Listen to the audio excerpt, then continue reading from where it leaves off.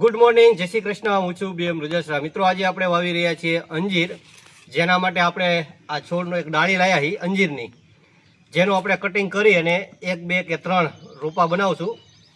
તો જે સરસ મજાનું અંજીર છે, જે અત્યારે આપણે ચોમાસામાં લગભગ તો લાગી જ જશે.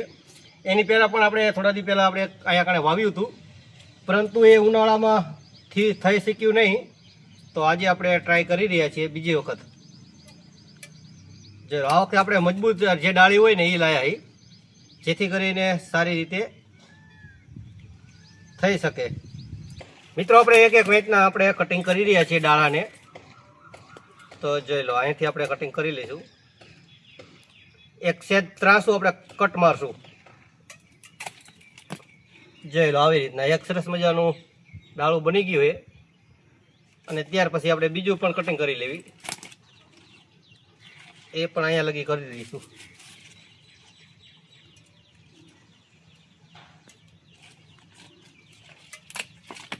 જોઈ લો, આ બીજું પણ સરસ મજાનું થઈ ગયું છે.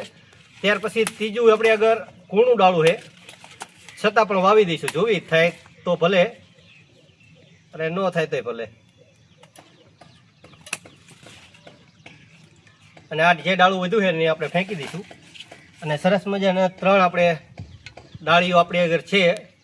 જોઈ લો, આવી રહી, જેને આપણે આ ગ્રો બેગમાં અત્યારે વાવી રહ્યા છીએ. આપણે આ ગ્રો બેગમાં આની પહેલાં ગુલાબ વાવ્યા હતા, પણ ગુલાબ જે એ બધા બળી ગયા છે, જેની જગ્યાએ આપણે આ અંજીર અત્યારે વાવી રહ્યા છીએ. જોઈ લો, આપણી ગ્રો બેગ છે, જેમાં આપણે ખાડો કરી નાખ્યો છે. ખાડો કરી અને ત્યાર પછી આપણે આને બરોબર લગાવી દઈશું.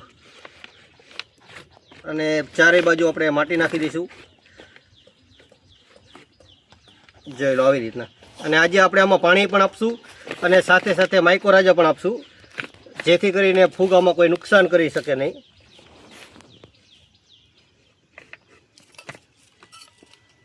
જોઈ લો, અને ત્યાર પછી આપણે બીજું લગાવી.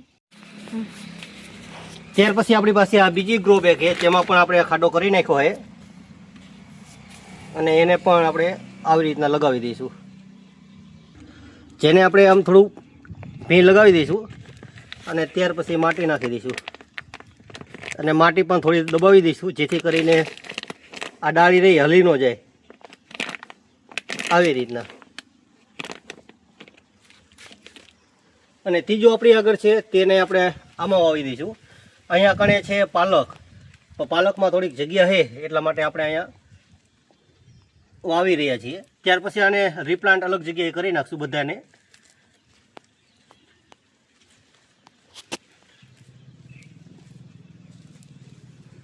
જે આની ઉપર બધી જે ડાળી ઉપર છે ને, એમાં થોડું થોડું ગાયનું છાણ લગાવી દઈશું, જેથી કરીને આખો પ્લાન્ટ રહી સુકાઈ ન જાય. મિત્રો, અત્યારે આપણે અંજીર 3 જગ્યાએ વાવ્યા છે, 3 ગ્રો બેગમાં. 3 આપણે આગળ પ્લાન્ટ થયા છે. જોવી કેટલા દિવસમાં ફૂટે છે અલગ. તો અત્યારે આપણે આમાં પાણી આપી રહ્યા છીએ, અને માઇકોરાજા પણ થોડું થોડું આપી રહ્યા છીએ, જેથી કરીને મૂળ જ્યારે પણ વિકાસ થાય, મૂળ થાય ત્યારે ઝડપથી વધી શકે. ત્યાર પછી આપણી પાસે આ છે, જેને ઘણા બધા લગભગ 1 મહિનો જેવો થવા આવ્યો, ત્યારથી આપણે આ લગાવ્યું હતું. એવું લાગતું હતું કે થશે નહીં હવે, પરંતુ તમે અત્યારે જોઈ લો, અહીંયા કંઈથી ફૂટ્યું છે. તો આપણે કાઢ્યું નહીં, એટલા માટે આપણને ફાયદો થયો છે. તો અહીંયા કંઈથી અલગ રૂટ અને ડાળી નીકળી છે. પાંદડા આવશે ને ત્યારે અમે તમને અલગથી બતાવશું. બાકી જોઈ લો, સરસ મજાનું અહીંયા કણે પણ પ્લાન્ટ થશે. ત્યાર પછી આ છે મકાઈ. મકાઈ પણ આપણી બધી જ ઉગી ગઈ છે. મિત્રો, અત્યારે અંજીરમાં આપણે પાણી આપી રહ્યા છીએ, પરંતુ પાણી સાથે આપણે માઇકોરાજા પણ આપી દઈશું. તો આ છે ઉત્કર્ષનું માઇકોરાજા પાવડર, જેને આપણે 5 લીટર પાણીમાં નાખી રહ્યા છીએ. તો આપણે અંદાજે તો નાખી દઈશું, જોઈ લો આટલો. અને ત્યાર પછી બરાબર હલાવી નાખશું. આ એક ફૂગ છે, જે મૂળને જરૂરી પોષક તત્વો પૂરા પાડે છે. અને જે નકામી ફૂગ હોય નુકસાનકારક, એનાથી પણ છોડને રક્ષણ આપે છે. તો જ્યારે પણ તમે કોઈ પણ છોડનું રિપ્લાન્ટિંગ કરો, ત્યારે જરૂર આપવું જોઈએ. જે લોટને આપણે હલાવી નાખશું બરાબર.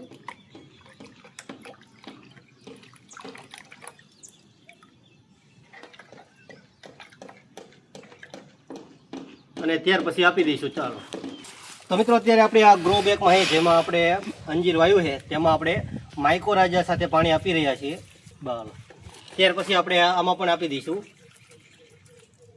જય લો સરસ મજાનું પ્લાન્ટ લાગી જાય અને જ્યાં ઉપર છે ને ડાળી તે હુકાઈ ન જાય ને એટલા માટે આપણે છાણ લગાવી દઈશું આવી રીતના થોડું થોડું.